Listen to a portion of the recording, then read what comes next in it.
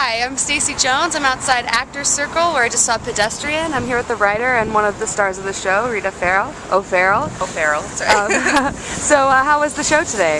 Oh, it was great. We had a lot of laughs. I heard there were some tears also in the audience. That's also nice to hear. It was great. So tell me a little bit about what Pedestrian is about.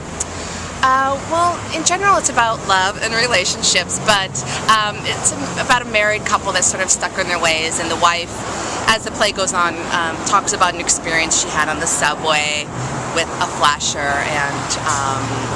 and it's about everyone's reaction to that. That's great. And there's a bunch of other characters in the play, some interesting characters. The plants? No. Yeah.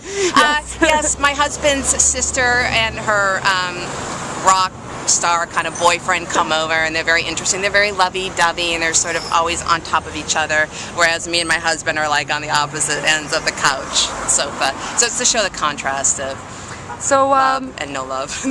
What made you decide to put this piece together or become involved in the Hollywood Fringe Festival?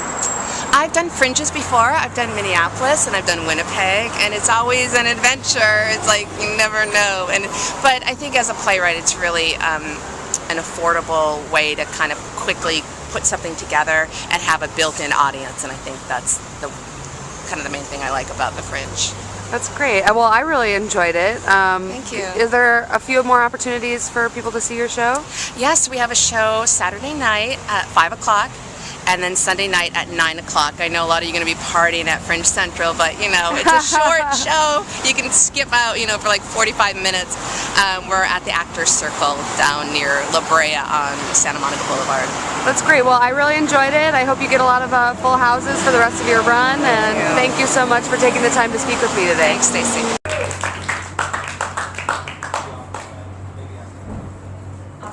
If you're interested in seeing my show, it has nothing to do with what I'm saying right now, because it's a kid show. So thank you, everybody. I'm basically just here to tell some stories, and there are quite a few stories where I'll say that's another story, and if you're interested in hearing that story that I don't have time to tell you today, then grab my card and I'll email it to you, because they're all kind of fun. Starting with when I was 20 and my big sister was 21, I taught her how to masturbate.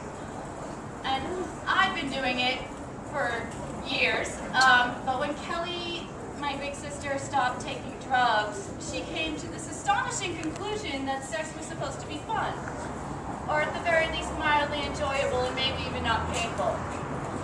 And maybe one day she could aspire to that greatest of enjoyment, which is called an orgasm.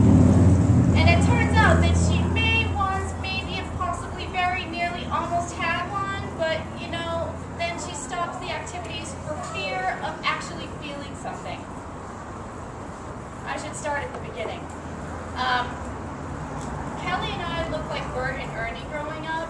I was chubby and inquisitive. The house is now open for the trouble before. And she was tall and very much prudish. But I think I need to go a little further back.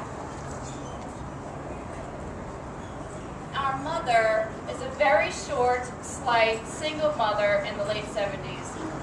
She had a young baby, which was Kelly, and had recently started dating my father. And there was this blizzard, and everybody loves blizzards. And we'll get back to that. But everybody always asks me, how did a pretty conservative, sheltered young Catholic girl become a single mother? And the story goes a little bit like this. My mother, Barbara, was an old maid at 24.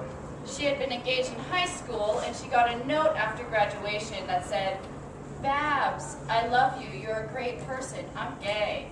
Keep the ring. Doug." And then she went to college to get her MRS degree. And if you don't know what an MRS degree is, just ask your oldest living female relative. She probably studied typing or 10 key, and then she met Matt at her local theater, which should have been her first clue. And then Matt didn't try to score on the first date or the second, which should have been another clue. And then she got a note. "Barbara Ann, you've helped me in so many ways, not the least of which was finding my true self. I'm gay, keep the ring, Matt." And so here's how I kind of pictured it. My mother is 24. Her little sisters who get more physical attention than she ever dreamed of, and you can ask me about my aunts and uncles. That's another story. She wants what she's been told for her entire life is the only thing that she's really good for, and that's to get married.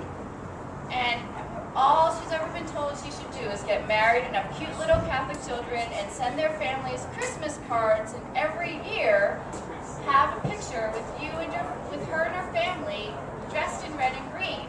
And you can even move away from this family as long as you send that card every year. So none of this is really judgment. It was just the time. But if you want judgment, you can ask me about my cousins, and that's a different story. And it doesn't really matter because most of my family thinks I'm going to burn in hell for this anyway. So we'll get back to the blizzard at some point. But just picture, in the late 70s, a petite brunette. She wasted her MRS degree on a homosexual, if that word was even around back then. She's 24, and she still thinks that the street next to her is a dead end. Her mother introduces her to a jolly, big and bearded and fat son of my mother's friend from the Catholic Daughters. And if you want to know about the Catholic Daughters, ask me later. This guy seemed perfectly nice. He knew what he was doing with women, but he was also respectful. And their parents were all such good Catholics that my mother knew that he would never cheat on her with a man. And she knew that she'd never have to keep the ring. So they got married. And so my mother married this drug-dealing womanizer, Winnebago driving louse. And she was a teeny tiny naive Catholic daughter who knew next to nothing and was afraid of her own shadow. And everybody thought it was a match made in heaven.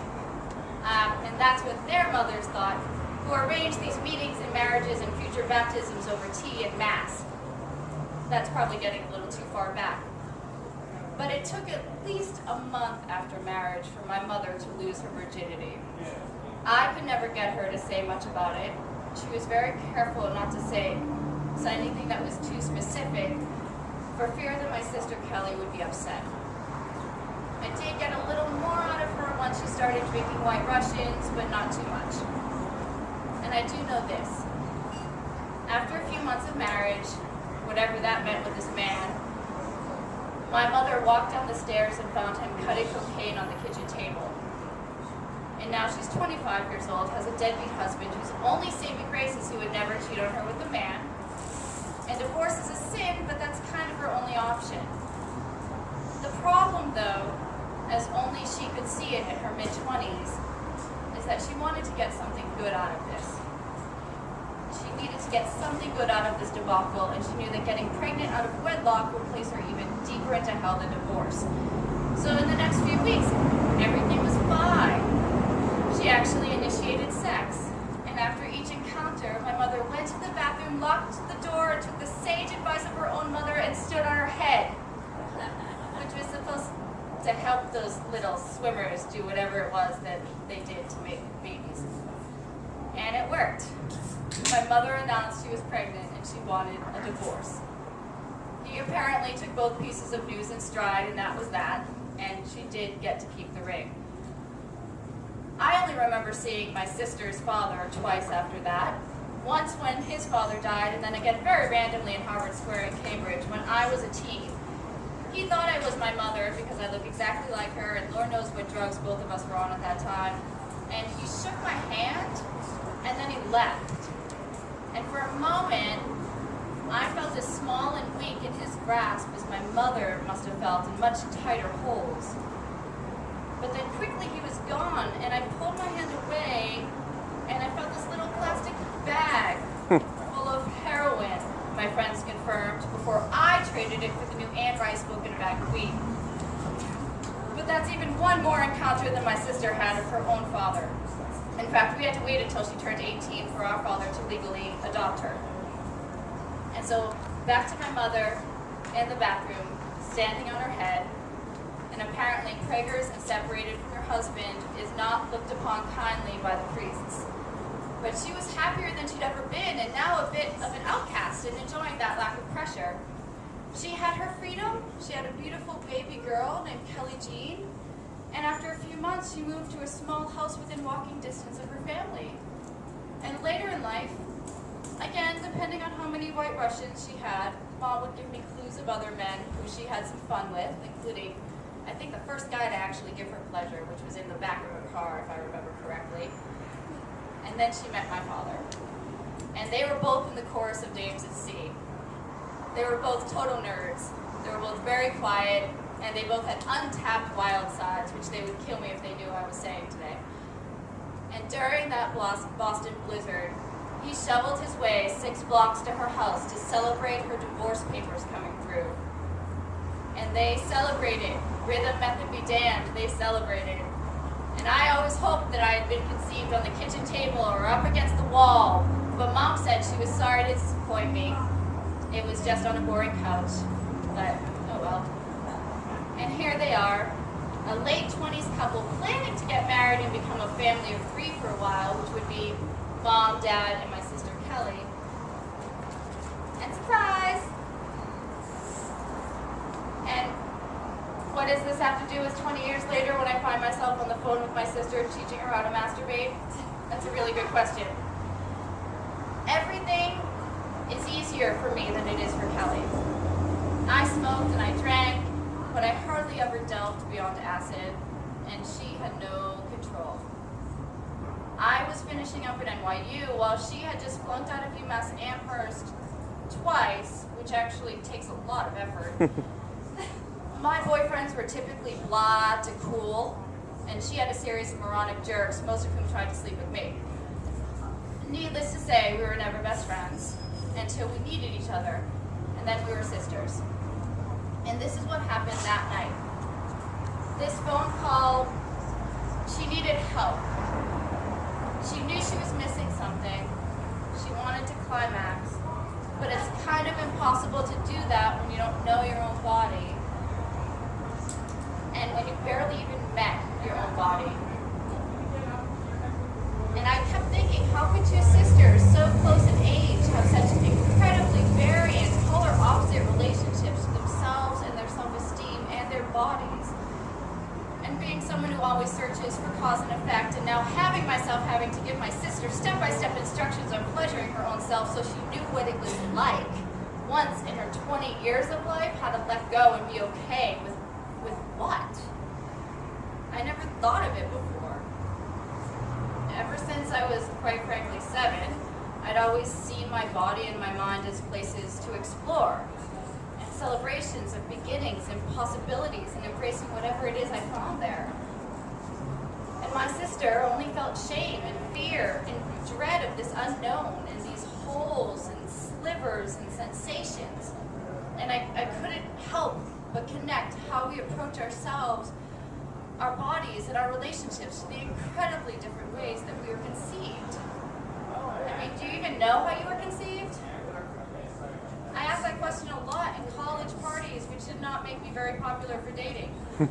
And to make matters worse, my sister and I both attended grades 1 through 8 at the Immaculate Conception School, which we didn't even know what that meant until years later. But that's another story. Thank you. Woo!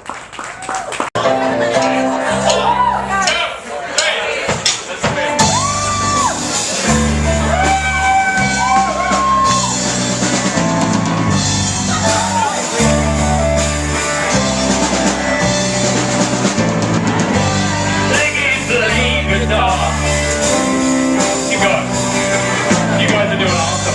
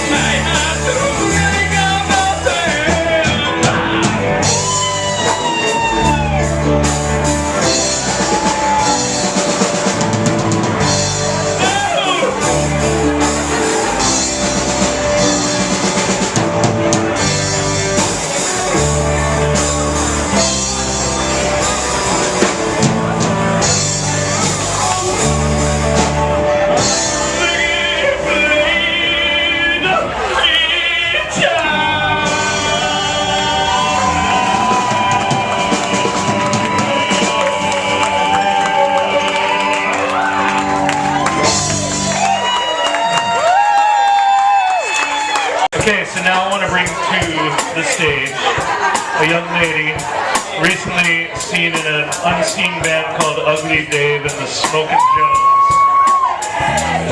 Telling you a little something about Billy Ray. Fringe PR director, Stacey Jones, coming on stage.